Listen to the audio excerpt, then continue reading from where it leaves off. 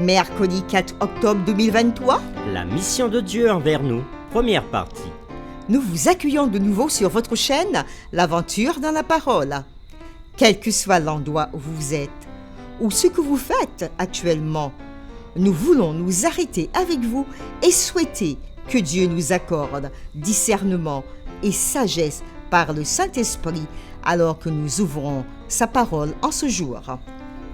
Et nous vous invitons à participer avec nous, en cliquant sur le pouce, en vous abonnant pour recevoir la notification de chaque jour. Laissez-nous des commentaires pour ce que vous avez compris et appris, et partagez le lien avec toutes vos connaissances. Le texte à mémoriser de cette semaine que nous vous invitons à dire avec nous se trouve dans Genèse chapitre 3, le verset 9. Mais l'Éternel Dieu appela l'homme et lui dit : « Où es-tu » Nous vous invitons à le reprendre avec nous. Genèse chapitre 3, le verset 9. Mais l'Éternel appela l'homme et lui dit : « Où es-tu » En quoi peut-on dire que Dieu est un missionnaire ? Quelle est la mission de Dieu envers l'humanité ?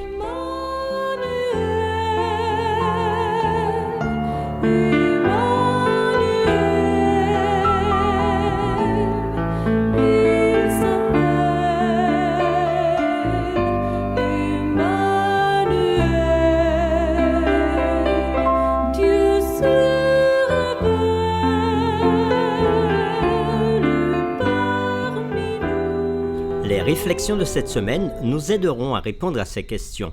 Et aujourd'hui, nous le ferons avec la séquence Le Dieu qui continue d'être avec nous.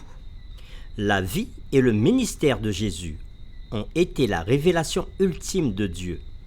Plus que toutes ses œuvres accomplies par toute autre méthode dans la génération précédente, Dieu avait été capable de révéler en 3 ans environ plus de choses sur qui il était et sur ce qu'était sa mission.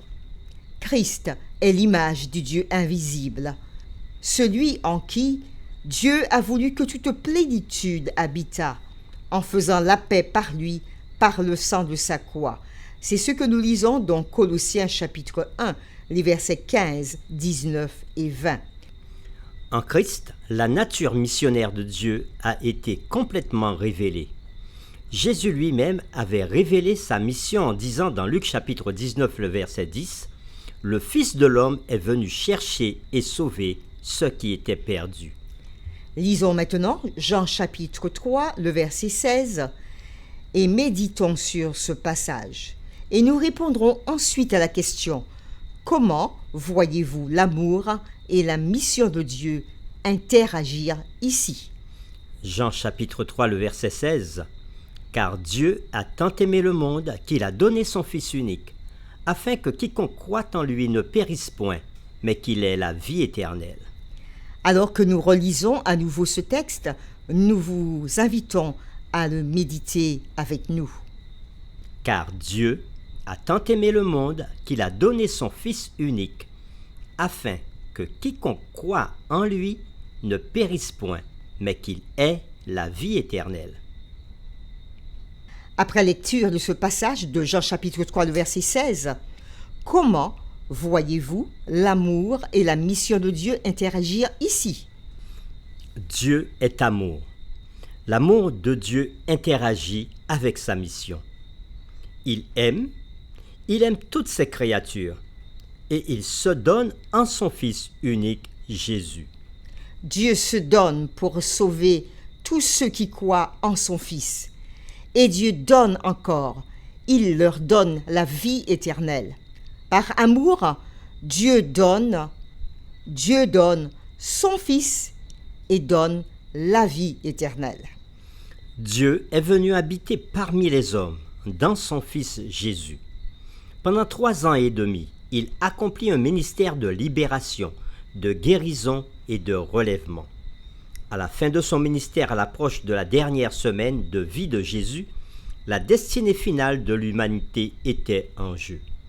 Les événements qui s'étaient déroulés à cette époque reliaient l'attente du passé à l'espoir pour l'avenir. De même qu'au cours de la célébration de la Pâque qui indiquait la libération de l'oppression égyptienne, Jésus-Christ, le Dieu incarné donna sa vie pour nous délivrer de l'esclavage du péché. L'apôtre Paul écrit dans 2 Corinthiens chapitre 5, le verset 21, « Celui qui n'a point connu de péché, il l'a fait devenir péché pour nous, afin que nous devenions en lui justice de Dieu. » Nous vous invitons à lire avec nous Matthieu chapitre 28, les versets 18 à 20, et nous répondrons à ces questions. Quelles promesses pouvons-nous trouver dans le grand mandat? En quoi cela nous apporte-t-il de l'assurance lorsque nous nous impliquons dans la mission de Dieu? Lisons Matthieu chapitre 28, les versets 18 à 20. Jésus, s'étant approché, leur parla ainsi. Tout pouvoir m'a été donné dans le ciel et sur la terre. Allez, faites de toutes les nations des disciples, les baptisant au nom du Père, du Fils et du Saint-Esprit. Et enseignez-leur à observer tout ce que je vous ai prescrit. Et voici, je suis avec vous tous les jours, jusqu'à la fin du monde. Après lecture de ce texte de Matthieu, chapitre 28, les versets 18 à 20, répondons maintenant à ces questions. Quelles promesses pouvons-nous trouver dans ce grand mandat?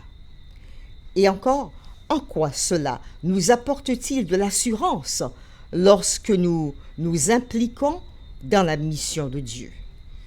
Le grand mandat que Jésus a donné aux disciples et à tous ceux qui l'acceptent, c'est d'aller à leur tour, de faire des disciples, de baptiser et d'enseigner.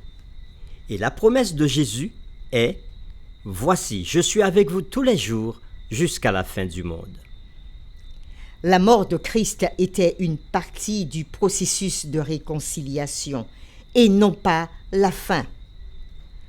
Par sa résurrection, Jésus vainquit la mort et reçut tout pouvoir dans le ciel et sur la terre. C'est ce que lui-même nous dit dans Matthieu chapitre 28, le verset 18. Sur la base de cette réalité, il demanda ensuite à tous ses disciples de faire de toutes les nations des disciples avec une promesse impressionnante. « Je suis avec vous tous les jours, jusqu'à la fin du monde », tel que nous l'avons lu dans Matthieu chapitre 28, le verset 20. Pour terminer, réfléchissons à cette question. Jésus a dit « Je suis avec vous tous les jours ». Comment voyez-vous cette promesse de Jésus s'accomplir dans votre vie alors que vous êtes engagé dans la mission? Nous vous invitons à vous joindre avec nous dans cette prière. Notre Père, à toi l'honneur, la gloire et la louange. Tu es le Dieu qui continue d'être avec nous. Tu es venu, dans le passé, vivre avec les hommes. Tu as fait cette promesse en disant « Je serai avec toi ». Et tu l'as accompli pour les patriarches Abraham, Jacob, Joseph, pour le peuple d'Israël dans le désert avec le sanctuaire et ses rituels qui préfiguraient la venue de Jésus. Tu es venu vivre parmi les hommes dans la personne de Jésus, le Dieu de l'univers marchant et vivant parmi les hommes. Tu as accompli ta mission de te donner pour nous, en donnant Jésus, qui est mort à notre place, ressuscité pour nous, qui est assis à ta droite dans les lieux célestes et qui a tout pouvoir entre ses mains pour nous. Oui, Père, par Jésus, notre Seigneur et Sauveur, tu continues ta mission pour nous. Et Jésus qui s'est fait homme pour nous, qui est venu accomplir ta mission de salut, nous envoie maintenant avec sa même mission.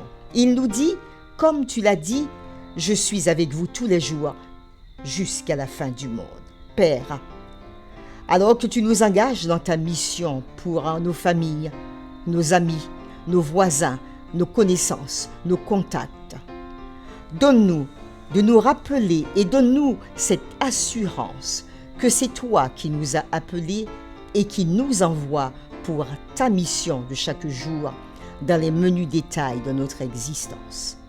Rappelle-nous que tu es le Dieu qui continue d'être avec nous et qui nous murmure je suis avec toi. Merci Père pour ta présence. Nous t'avons prié au nom de Jésus. Amen.